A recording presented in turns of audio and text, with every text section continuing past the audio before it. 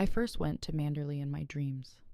Even now, I see the long drive twisting through trees, the house rising slowly from the mist, silent and watchful. When I first arrived there in real life, I was young, shy, and newly married. I had married Maxime de Winter, a wealthy widower, after knowing him only a short time. He was kind but distant, a man who carried grief like a closed door. From the moment I entered Manderley, I knew I was living in another woman's shadow. Her name was Rebecca. Everyone spoke of her with admiration. The servants compared me to her. Guests remembered her beauty, her confidence, her charm. I was nothing like her, and nowhere was her presence stronger than through Mrs. Danvers, the housekeeper. Mrs. Danvers had loved Rebecca with a devotion that frightened me.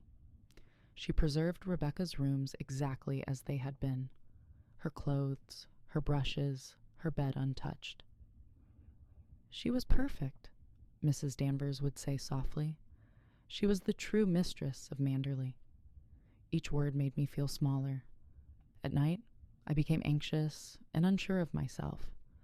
I imagined Rebecca everywhere, in corridors, in mirrors, in empty rooms. I believed Maxime still loved her. The turning point came at a grand costume ball. Mrs. Danvers convinced me to wear a dress copied exactly from an old portrait in the house.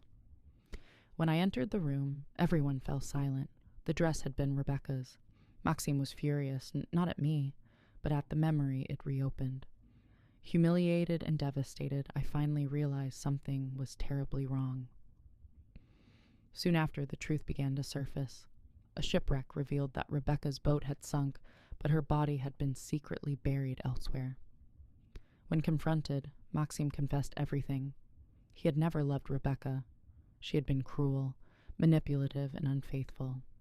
She enjoyed controlling people and humiliating them. When she told Maxime she was pregnant, knowing the child was not his, their marriage finally collapsed. During a confrontation by the sea, Rebecca fell and struck her head, dying instantly. Maxime panicked. He hid the truth, sinking her body in the boat. Hearing this changed everything.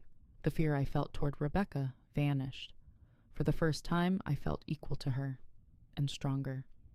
I stood beside Maxime during the investigation, calm and loyal. But Mrs. Danvers could not accept the truth. Her devotion turned into madness. One night, Manderley burned.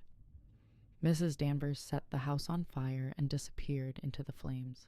The great house, the symbol of Rebecca's power, was destroyed. Years later, Maxime and I live quietly elsewhere. Manderley is gone. Rebecca is gone. And for the first time, I am free of her shadow.